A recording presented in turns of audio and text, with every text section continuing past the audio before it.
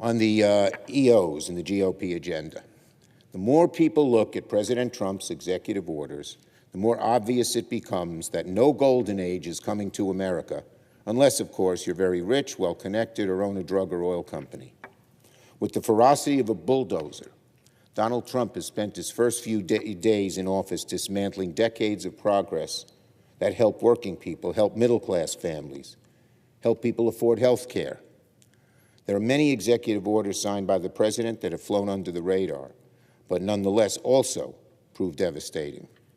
He has halted, for one, leasing for wind energy projects in the outer continental shelf, putting at risk billions of dollars of investments and killing good-paying jobs in the U.S., in my state of New York, out on Long Island, particularly.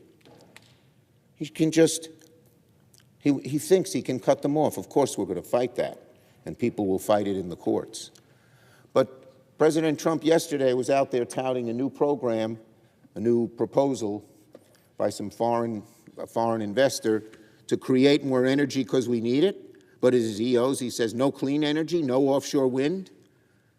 Is that ridiculous? It's robbing Peter to pay Paul. It's talking out of both sides of your mouth. It's one hand doing one thing and another hand doing the opposite. It's devastating, devastating. And we're going to fight that proposal tooth and nail because it's so important to New York, to Long Island, to America. He's repealed the Biden-era policies that make it easier for Americans to enroll in the ACA. 20 million Americans pay less for health care. That's in the executive orders. Get rid of it. And in his first week in office, he's killed policies that provide a year of postpartum care for low-income moms in Medicaid. How is that the idea of a golden age? Here in Congress, it's the same story with our congressional Republicans. They continue to dedicate the lion's share of their energy into fighting the best ways to pass their multi-trillion-dollar tax cuts for the ultra-rich. But I want to leave my Republican colleagues who are now talking about budget and debt ceiling and all of that with a thought, food for thought. All this planning and agonizing about one bill or two bills is a sideshow. Eventually, it's going to be clear they can't pass anything without Democratic help.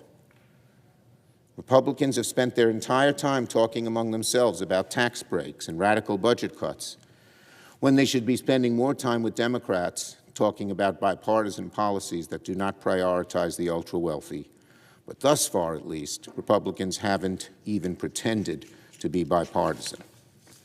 Instead of indulging their hard-right ideology of tax cuts for the ultra-wealthy, Republicans should put the needs of ordinary Americans first.